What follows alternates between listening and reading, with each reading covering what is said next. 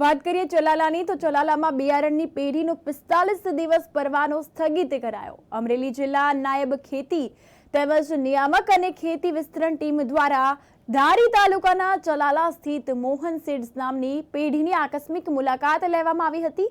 આ પેઢી દ્વારા લાયસન્સની બોલીઓ અને શરતોનું પાલન કરવામાં આવતું ન હોવાનું ધ્યાને આવતા તે પેઢીનો બિયારણ વેચાણનો પરવાનો 45 દિવસ માટે સ્થગિત કરવામાં આવ્યો છે। તો મહત્વનું છે કે અમરેલી જિલ્લામાં એગ્રો ઇનપુટ ડીલરો બિયારણ તેમજ જંતુનાશક દવા કે ખાતર સહિતની ચીજવસ્તુઓના વેચાણ સહિતના પરવાના ધરાવતા હોય અને તે તમામે સ્ટોક રજિસ્ટર, સ્ત્રોત પ્રમાણપત્ર સહિતના દસ્તાવેજો અને વિગતો અદ્યતન રાખવાના રહે છે। તો હાઇબ્રિડ કપાસ બોલગાર્ડ માટે સરકાર દ્વારા નક્કી કરવામાં આવેલા નિયત ભાવ પ્રતિ પેકેટ ₹864 મુજબ તેનું વેચાણ કરવાનું રહે છે। ખેડૂતોને કોઈ એક વેરાયટીની ખરીદી સાથે બીજી કોઈ વેરાયટીની ખરીદી ફરજિયાતપણે કરવા ફરજ પાડવી નહીં તેવું પણ અહીં જણાવી દીધું છે। તો માન્યતા વગરના બિયારણ, જંતુનાશક દવા કે ખાતર વેચાણ કરવું નહીં। આમ છતાં પણ જિલ્લામાં જો કોઈ આવું કૃત્ય કરતા હોવાનું ધ્યાને આવશે તો ઇસમો વિરુદ્ધ કડક કાર્યવાહી કરવામાં આવશે। એચ એ ત્રિવેદી, નાયબ ખેતી નિયામક વિસ્તરણ પોરબંદર ખાતે ફરજ બજાવું છું। હાલ રાજ્ય સરકારશ્રીના ખેતીવાડી વિભાગે એક સ્ક્વોડનું ઝુંબેશના ભાગરૂપે સમગ્ર રાજ્યના તમામ જિલ્લાઓમાં ગુણવત્તા નિયંત્રણ અર્થે ખેડૂતોને ગુણવત્તાયુક્ત જંતુનાશક દવા, રાસાયણિક ખાતરના બિયારણો મળી રહે તેવા શુભ આશયથી સ્ક્વોડની રચના કરી છે। જેમાં અમરેલી જિલ્લામાં આજે સ્ક્વોડના ભાગરૂપે અમે લગભગ 35 જેટલા વિક્રેતાઓની મુલાકાત કરી છે અને જ્યાં આગળ અમને જરૂર જણાવ્યું છે ત્યાં અમે લગભગ 19 જેવા સેમ્પલ લઈ અને સરકાર માન્ય બિયારણ ચકાસણી પ્રયોગશાળામાં પૃથ્થકરણ અર્થે પણ આજે મોકલી આપેલા છે। આની સાથે સાથે અમને 364 કિલોગ્રામ જેવો અંદાજિત બિયારણનો જથ્થો કે જેમાં ક્ષતિઓ અમને જણાઈ છે એ જથ્થાને અમે સ્ટોપસેલ કરી માલને અટકાવી, વેચાણ થતો અટકાવી અને અંદાજિત 7.5 લાખ રૂપિયાની કિંમતનો જથ્થો અમે અટકાવી અને વિક્રેતાઓને નોટિસ આપીને એના ખુલાસા પૂછ્યા છે। ખુલાસાનો જવાબ આવ્યા બાદ એનું જે નીતિ નિયમ અનુસારની આગળની કાર્યવાહી કરવામાં આવશે।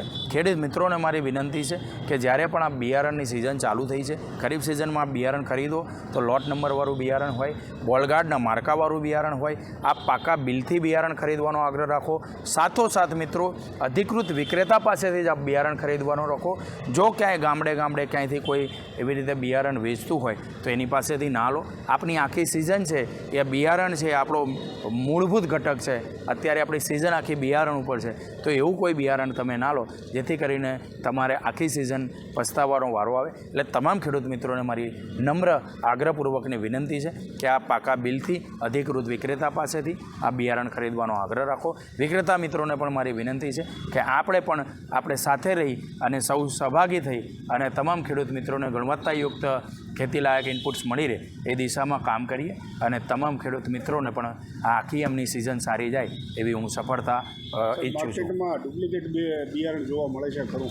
હા, આજની અમારી મુલાકાત દરમિયાન અમે અંદાજિત 35 વિક્રેતાઓની મુલાકાત લીધી છે, પણ આજની મુલાકાત દરમિયાન સમગ્ર જિલ્લાના તમામ તાલુકાઓમાં ક્યાંય આવું અનિચ્છનીય બિયારણ કે ડુપ્લિકેટ બિયારણ કે બિન પ્રમાણિત બિયારણ આજે જોવા મળ્યું નથી। પરંતુ અમે જે 19 સેમ્પલ લીધા છે એમાં અમે શંકાસ્પદ તરીકે પણ સેમ્પલો સિલેક્ટ કરીને લીધા છે, એને સરકાર માન્ય બિયારણ ચકાસણી પ્રયોગશાળામાં મોકલ્યા છે। એનું પરિણામ આવેથી અમે કહી શકીએ કે આ બિયારણ ગુણવત્તાયુક્ત છે કે કેમ।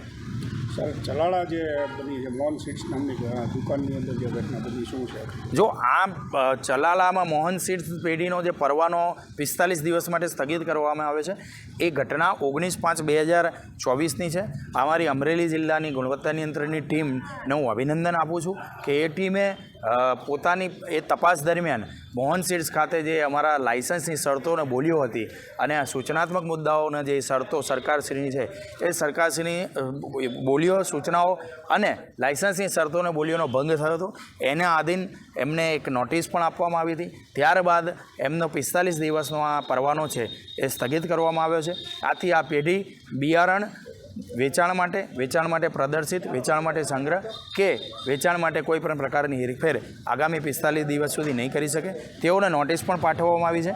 નોટિસનો સંતોષકારક ખુલાસો આવ્યા બાદ તંત્રને મતલબ અમારી ટીમને જો યોગ્ય ખુલાસો લાગશે તો આગળની ઘટતી કાર્યવાહી કરવામાં આવશે।